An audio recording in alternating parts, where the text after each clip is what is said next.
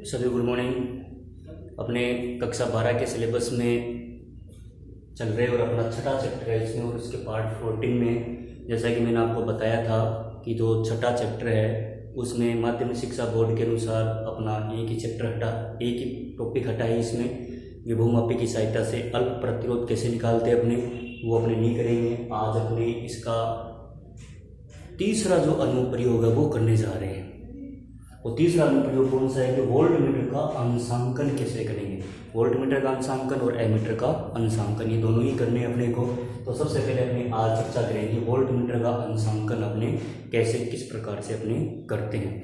सबसे पहले तो अपने को ये देखना है कि वोल्टमीटर का अंशांकन होता क्या है। इसमें क्या होता है कि एक तो वोल्टमीटर के जो वोल्टमीटर से विभवांतर के जो मान होते हैं उन मानों की तुलना अपने विभवमापी से कर रहे हैं। तो विभवमापी से जो प्राप्त विभवांतर से जो तुलना करेंगे वही क्या कहलाता है, वोल्टमीटर का अंशांकन कहलाएगा। तो वोल्टमीटर का अंशांकन क्या होता है कि वोल्टमीटर से प्राप्त विभवांतर के त्रुटिपूर्ण मानों की तुलना, यानी उससे जो वोल्टमीटर से जो मान प्राप्त होते हैं वो त्रुटिपूर्ण प्राप्त होते हैं। ठीक है, अब आपको पता है कि त्रुटिपूर्ण क्यों प्राप्त होते हैं, क्योंकि वोल्टमीटर क्या करता है कि स्वयं अपने में से धारा लेता है। ठीक है, और विभवमापी क्या करता है, शून्य विक्षेप विधि पर कार्य करता है। तो इससे जो यथार्थ जो मान मिलते हैं वो किससे मिलते हैं, विभवमापी से मिलते हैं। क्योंकि मैंने आपको शुरू में इसकी परिभाषा बताई थी विभवमापी की क्या डेफिनेशन होती है। तो वही इसमें है कि वोल्टमीटर से प्राप्त विभवांतर के त्रुटिपूर्ण मानों की जो तुलना होती है वो विभवमापी से प्राप्त विभवांतर के यथार्थ मानों से करना क्या कहलाता है, वोल्टमीटर का अंशांकन कहलाता है। ये अपनी इसकी डेफिनेशन है। एक नंबर में क्वेश्चन आ जाता है कि वोल्टमीटर के अंशांकन से आप क्या समझते हैं, तो अपने को ये परिभाषा बतानी है। ठीक है, अब बात करते हैं अपने परिपथ चित्र की। इसकी ये भी इम्पोर्टेंट है कि अभी तक एग्जाम में तो नहीं पूछा गया परंतु पूछ सकते हैं। अब इसका एक नंबर का डायग्राम भी आ सकता है कि वोल्टमीटर के अंशांकन का नामांकित परिपथ चित्र बनाइए। तो ये इसका परिपथ चित्र है। शुरू में मैंने आपको बताया था कि प्राथमिक परिपथ हमेशा सेम रहेगा, कैसा भी अपने बनाएंगे। तो देखो प्राथमिक अपने क्या डेफिनेशन में क्या बताएंगे, सबसे पहले बनावट में क्या बताएंगे कि विभवमापी का प्राथमिक परिपथ तैयार करने के लिए एक संचायक सेल EP1 पूंजी K1 तथा धारा नियंत्रक RH1 को श्रेणी क्रम में जोड़कर विभवमापी के बिंदु A तथा B के मध्य जोड़ा जाता है। तो ये विभवमापी के बिंदु A और B के बीच में जोड़ दिया। ठीक है, फिर अपने दूसरे पैराग्राफ में क्या बताएंगे, इसका द्वितीयक परिपथ तैयार करने के लिए एक मानक सेल, तो एक मैंने क्या लिया है, मानक सेल, जिसका विभवांतर लंबे समय तक नियत रहता है उसको अपने मानक सेल कहते हैं। और मानक सेल पर कौन कौन से दो सेल होते हैं, एक तो कैडमियम सेल होता है और एक कौन सा होता है, डैनियल सेल होता है। ठीक है, तो इसके बारे में अपनी चर्चा कर चुके हैं पहले से ही।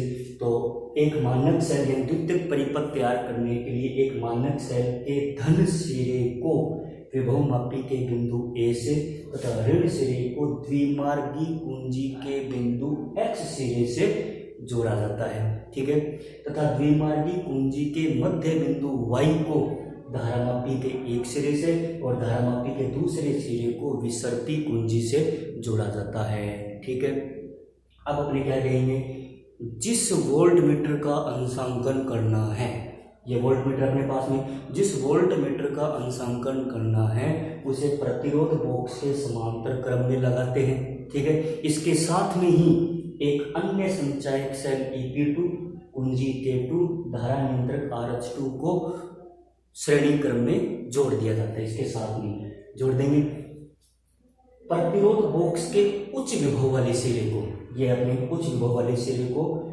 विभवमापी के बिंदु A से, ठीक है, तथा निम्न सिरे को द्विमार्गी कुंजी के बिंदु जड़ सिरे से जोड़ा जाता है। तो ये द्विमार्गी कुंजी के बिंदु जड़ सिरे से मैंने जोड़ दिया।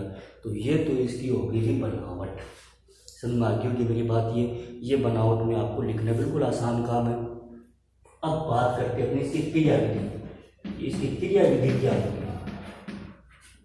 क्रियाविधि करने के लिए अपने क्या करेंगे, सबसे पहले सर्वप्रथम द्विमार्गी कुंजी के बिंदु X व Y के मध्य डाट कुंजी लगाते हैं। ठीक है, लगाएंगे, डाट पूंजी लगाएंगे तो मानक सेल ईएस के लिए विभव मापी के तार पर संतुलित लंबाई प्राप्त करते हैं। माना वह संतुलित लंबाई विभव मापी के तार पर L0 सेंटीमीटर दूरी पर प्राप्त होती है।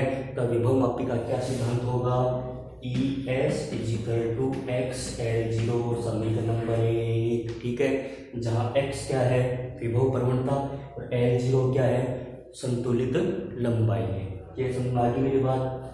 फिर क्या हम क्या करेंगे? फिर x व y से डाट पूंजी को हटाकर किसके बीच में लगाएंगे? y और z के मध्य लगाते हैं और कुंजी K2 को भी दबाते साथ साथ में।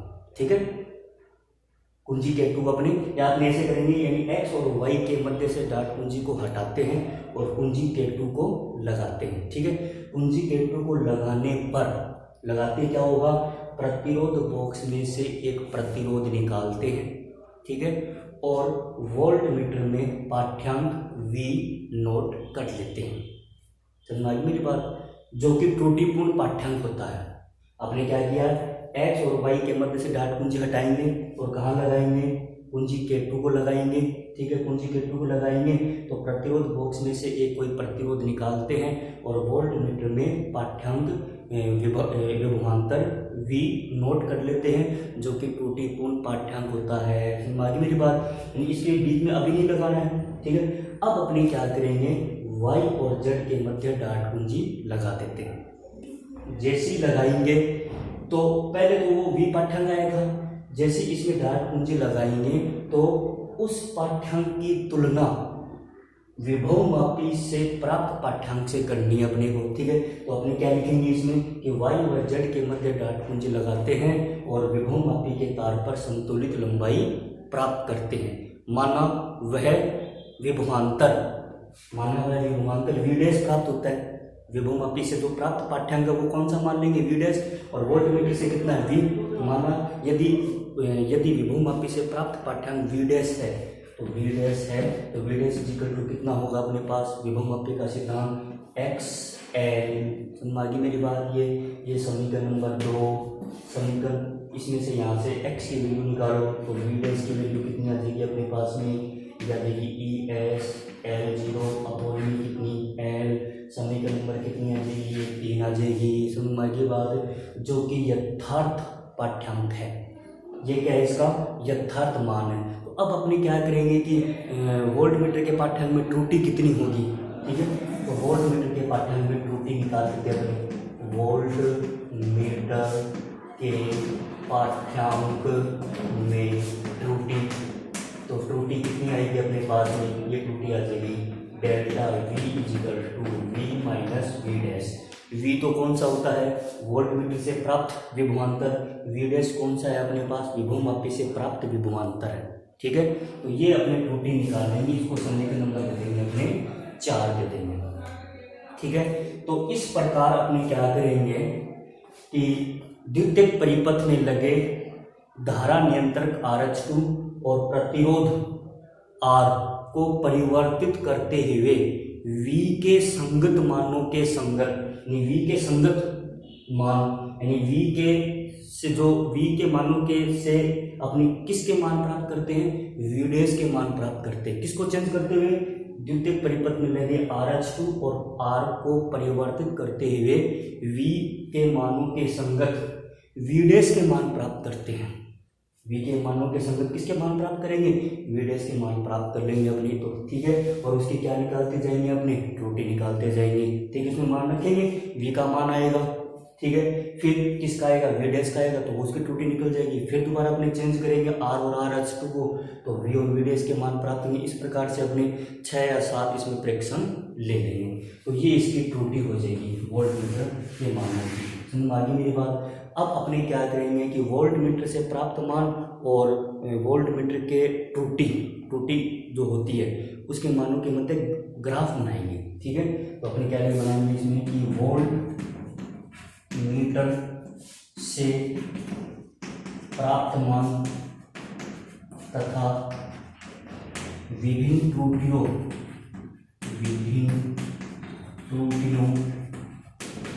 डेल्टा V के मध्य ग्राफ खींचा जाता है, ग्राफ खींचा जाता है। तो वो ग्राफ के साथ में वो मिलेगा वो देखते हैं। इस प्रकार से ग्राफ अपने को मिलेगा, वो जिगजैग ग्राफ मिलता है इसका। कैसा ग्राफ मिलेगा? जिगजैग। ये तो होता है डेल्टा वी त्रुटि, ठीक है। और ये क्या होता है? वी। इसका जो ग्राफ मिलेगा इस प्रकार से मिलेगा, इस प्रकार से ग्राफ मिलेगा इसका, ठीक है। जिगजैग जो ग्राफ होता है वो इसका ग्राफ होगा, यानी डेल्टा वी और वी के मानों में अगर ग्राफ खींचा जाए तो इस प्रकार से आपको ग्राफ मिलेगा। तो ये तो हो गया आपका आज वोल्ट मीटर का अंशांकन अपने कैसे करते हैं। तो इसको आपने समझ लिया होगा। वीडियो को पूरा देखना है, बीच में इसके बिल्कुल भी नहीं करना है, ध्यान से सुनना है जैसे इस प्रकार से मैंने बता रखा है। और ये आपका जो टॉपिक है वो इम्पोर्टेंट भी है। अब इसका एक टॉपिक बचा है एमीटर का अंशांकन, फिर आपका ये चैप्टर खत्म हो जाएगा। धन्यवाद।